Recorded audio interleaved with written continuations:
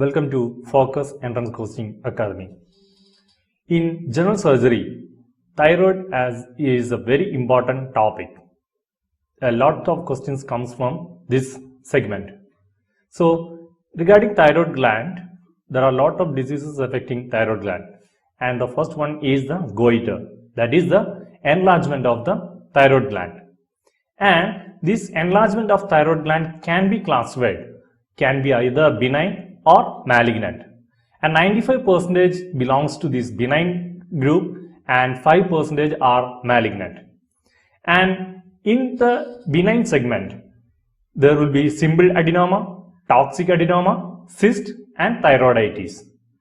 And this simple adenoma can be follicular adenoma, that is the most common. And in toxic adenoma, you can see increase of T3 and T4. And in thyroglobulin cyst, it is basically filled with the fluid.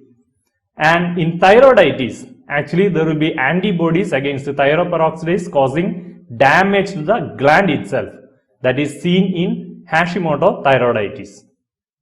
Then come to the simple goiter. Actually, the low level of circulating thyroid hormone increases the TSH secretion, which increases the stimulation of the gland cells, causing enlargement of the gland. And in diffuse hyperplastic type, end stage result in multinodular goiter. And the goitrogens which are seen usually are the vegetables of Brassica family, that is cabbage, turnips, cauliflower, sprouts, and drugs like PAS and thiocyanate and anti-thyroid drugs. The other important disease of thyroid is hyper and hypothyroidism. And coming to the hyperthyroidism, the causes of hyperthyroidism are, one is pituitary adenoma and the other one is thyroid medication itself and iodide and thyroid pituitary adenoma also. So what's the difference between hyperthyroidism and thyrotoxicosis? Is there any difference? Yes, it is. Because the hyperthyroidism is increased synthesis of T3, T4 in the thyroid.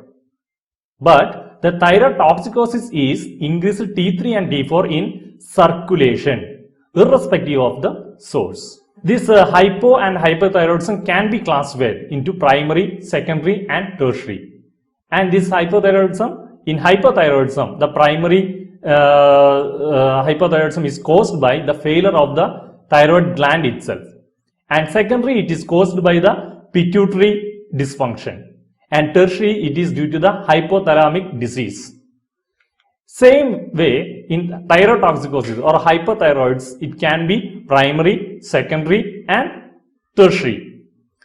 The primary hypothyroidism is the term used when the pathology is within the thyroid gland, and secondary hypothyroidism is the term we use when the thyroid gland is stimulated by excessive thyroid stimulating hormone in the circulation. And tertiary hypothyroidism occurs when the hypothalamus secretes too much thyroid releasing hormone, that is the defect is in the hypothalamus. And what is the difference between this primary and secondary? Basically, the skin over the swelling will be warm in primary thyrotoxicosis, but it is not warm in secondary. And consistency, it is soft to firm in primary and firm to hard in secondary. And the age distribution is very much different. That is, the primary will be affected in between 15 to 25 and secondary will be affected in the ages between 25 to 40. And the predominant symptoms in primary is CNS, that is neurological symptoms, and in the secondary it is cardiovascular symptoms. So what's the main difference between hypothyroidism and hyperthyroidism? In hypothyroidism, you can see a dry coarse hair and loss of eyebrow hair. The patient will be puffy and there will be enlarged goiter and slow heartbeat. Patient will be obese, or patient may have weight gain, constipation will be there and brittle nails. Basically, these hypothyroid patients are lazy. In hyperthyroid, the patients are in sicky look, like there will be loss of hair, there will be bulging of eyes, that is exophthalmos, and enlarged goiter, and there will be rapid heartbeat, and the patients are basically heat intolerance. In hypo, they are cold intolerance. In hyper, it is heat intolerant. And there will be weight loss, sweating will be there, tremor will be there, and frequent bowel movement will be there, and soft nails will be there. So this is the difference between hypothyroid and hyperthyroid. Coming to the treatment options for Graves' disease, they are basically classified into anti-thyroid drugs, surgery, and radioiodine. These anti-thyroid drugs, carbimazole, propranolol, leukoxidine, all will comes under the anti-thyroid drugs. And the surgery, that is subtotal thyroidectomy. In radioiodine can be used for this Graves' disease as a treatment modality. This segment, that is the neoplasm of the thyroid, is the area where you want to concentrate for your MCQ questions, because lots of questions can be asked from this segment. And basically regarding the cell origin, it can be follicular and parafollicular.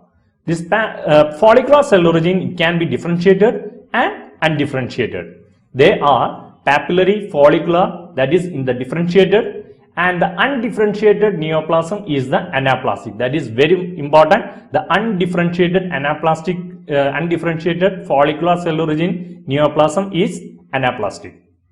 And the parafollicular cell origin is, that is the medullary carcinoma.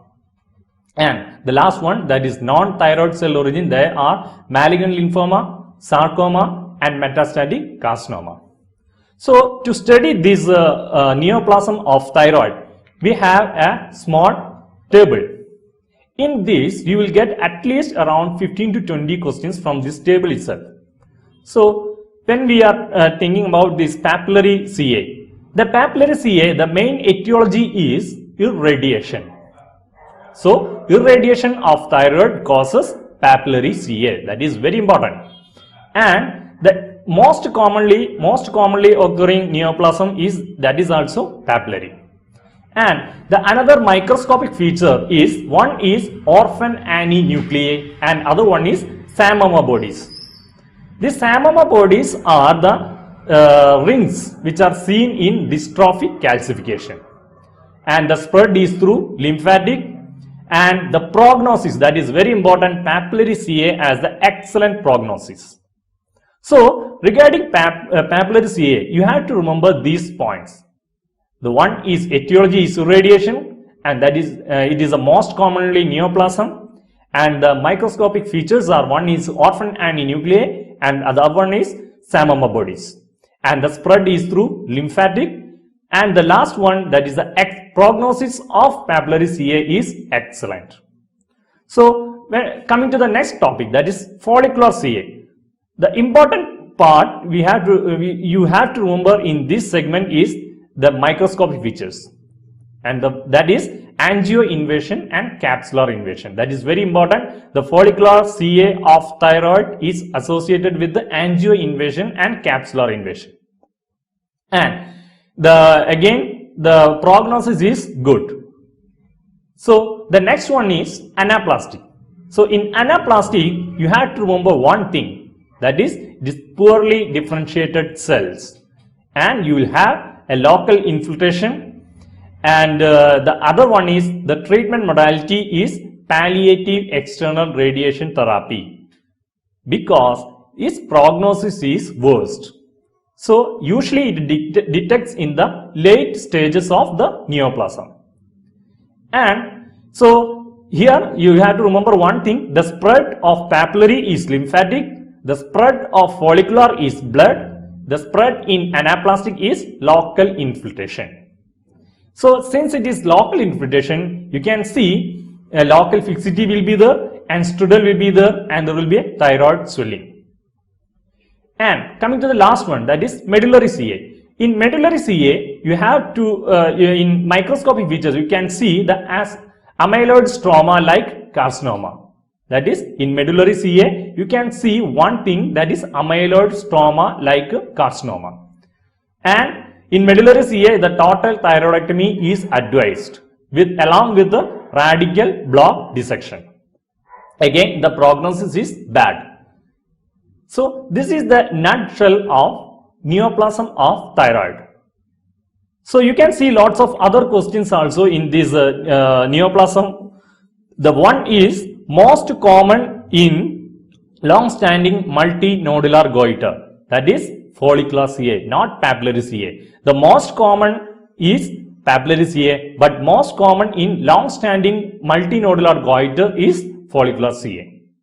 And the other one is most common in Hashimoto's thyroiditis, that is papillary CA. So the papillary CA is associated with one, that is radiation, and the other one is Hashimoto's thyroiditis. Then the next one is the dystrophic calcification thinning, that is papillary CA, that is papillary, that is known as Samama bodies. And the other one is the calcium deposit in capsule is seen in medullary CA thyroid. So that is the difference. The one is dystrophic calcification, that is papillary CA, and the other one is calcium deposit in the capsule, that is medullary CA thyroid. So the other important aspect is, one is thyroiditis.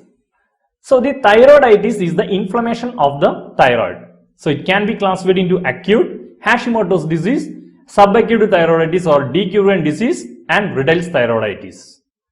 In this, the acute suppurative thyroiditis, it usually follows respiratory tract infection. The next one is very important, that is Hashimoto's disease, or it is known as autoimmune thyroiditis.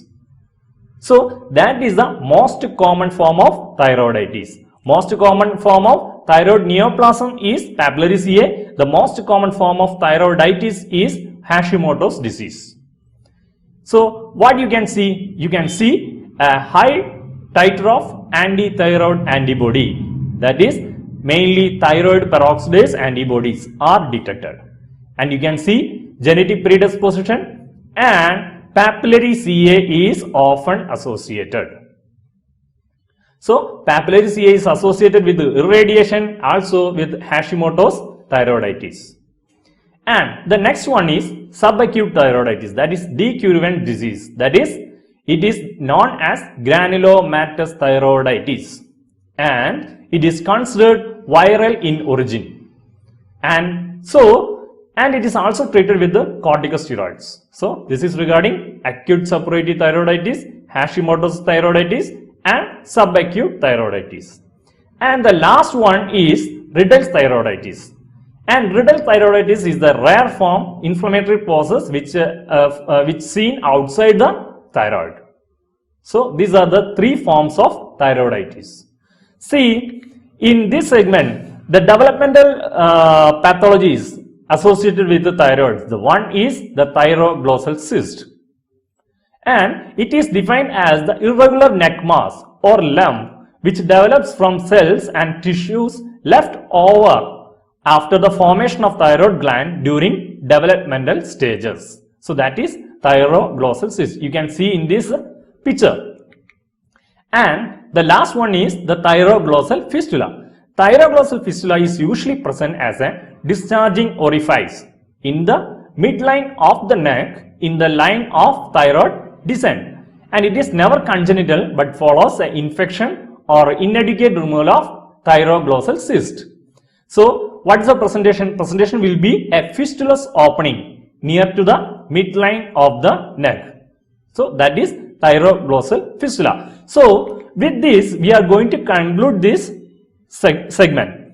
So you have to remember one thing, that the thyroid is the most common questions can be asked from this segment. So thyroid is very important. You have to study it thoroughly. Thank you.